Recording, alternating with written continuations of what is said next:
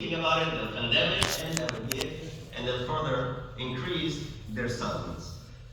Israel has displaced millions of Palestinians, while Palestinians have not displaced any single Israeli. Israel is occupying Palestine, not the other way around. That Palestine is trying to occupy them. Israel has literally imprisoned 2 million Palestinians in Gaza as an open-air prison. Well, when you control the water, when you control the food, when you control the electricity, this is basically a prison. You can shut it off when you want, you can turn it back on when you want. So that is an open-air prison. UN human rights experts, Amnesty International, Human Rights Watch, and Israel's own human rights organization, B'Tselem, call it an apartheid state. Israel has killed and injured 150,000 Palestinians, including 33,000 children, since 2008. And again, these are all just facts that are available for you to look up. 1 in every 5 Palestinians has been arrested and charged under the 1,600 military orders that control every aspect of the lives of Palestinians. The number of Palestinians behind Israeli bars is 5,200, including 33 women and 170 children. This is what Palestinians have been facing for the past 70 years. Why show solidarity with Palestine, you ask? And this is a question that gets asked a lot. Why show solidarity with those who are terrorists, right? Again, equating the Palestinian plight with Hamas. Right away, when you stand up for their right, right away people ask, oh, are you with Hamas?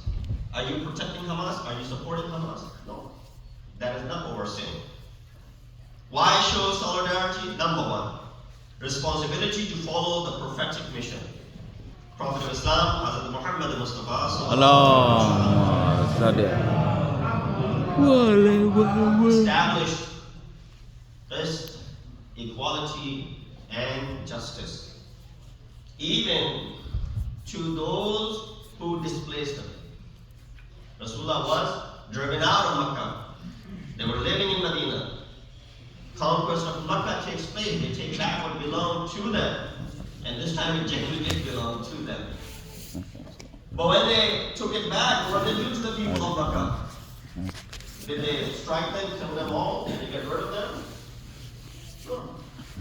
People were chanting, Al-Yawm Yawmul Malhama. Today is the day of revenge. Rasulullah responded by saying, no, Al-Yawm Yawmul Malhama. Today is the day of mercy. And he said, you're free to go. Yeah, just don't become combatant against us. But you're free to go wherever you go. And that's how he established that plus equality and justice. Ayat al-Quran, Surah Hadid 25 says, لَقَدْ أَرْسَلْنَا رُسُلَنَا بِالْبَيِّنَاتِ وَأَنزَلْنَا مَعَهُمُ الْكِتَابَ وَالْمِيزَانَ لِيَقُومَ النَّاسُ بِالْقِسْطِ. Indeed, we sent our messengers with clear signs and sent down with them book and the balance that people may uphold justice. That is the reason Anbiya are sent. Standing up for justice was a mission common to all prophets. It is our religious responsibility to stand with the indigenous people in their fight for justice, truth, and reconciliation. Second reason why we are doing this, or why are we standing up in solidarity? Responsibility to change evil conditions. Rawayat are filled with it.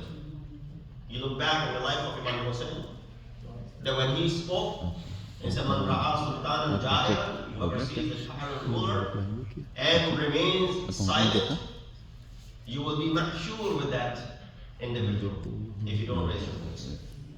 Prophet said, whosoever of you sees an evil, let him change it with his hands.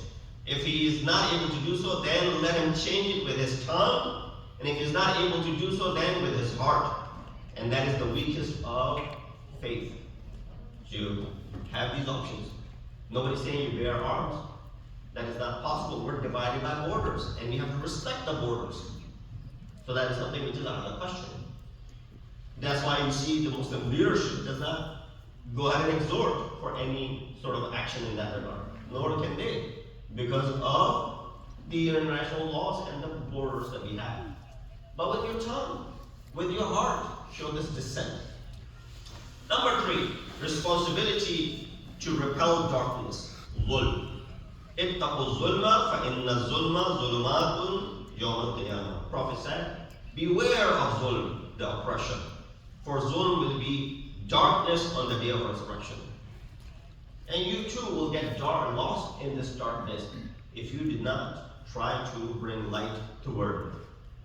4, responsibility to avoid the dua, but dua of the oppressed.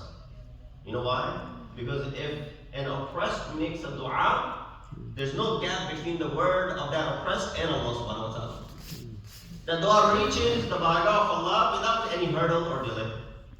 وَاتَّقِي دَعْوَةَ الْمَظْلُومِ فَإِنَّهُ لَيْسَ بَيْنَهَا وَبَيْنَ اللَّهِ حِجَابٌ.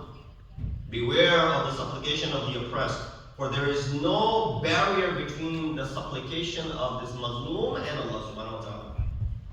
So this mazloom will make dua. And if you did not support this mazloom, that dua will go against you. Number 5, responsibility to the ummah in struggle for freedom, justice, and Islam. That the right to be able to, practice their deen. Mazhab, Prophet said what? The parable of the believers in their affection, mercy, and compassion for each other is that of a body. We're all like a jasad, a body. A same body, all of us. Some of us are the eyes, some of us are the hands, some of us are the legs, some of us are the hearts, and different organs of the body. So if the organs that are on this side are hurting, of course the other organs on this side will feel the pain. Does it ever happen that your head is hurting and your feet does not realize that? If your leg is hurting, your mind does not feel that? Or the other body parts are unaware of it? If your right hand is hurting, your left hand is unaware of that? It's unthinkable. The whole body knows if one part of the body is suffering. Prophet said, مَثَلُ الْمُؤْمِنِينَ فِي تُعَاطِهِمْ وَتُرَاحِهِمْ وَتُعَاطِهِمْ مَثَلُ الْجَسَدِ إِذَا اشْتَكَى مِنْهُ عُضْوٌ تَدَاعَى لَهُ سَائِرُ الْجَسَدِ. He said, that parable of believers in affection and mercy and compassion for each other is that of a body. When the new limb aches, the whole body reacts with sleeplessness and fever. That's what happened. Why am I not getting the sleep? My leg is hurting. Well, there's a connection between the two.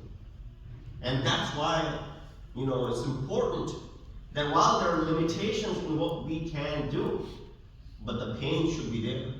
You should not be feeling, there's nothing wrong, another resistance will happen, and it'll pass again.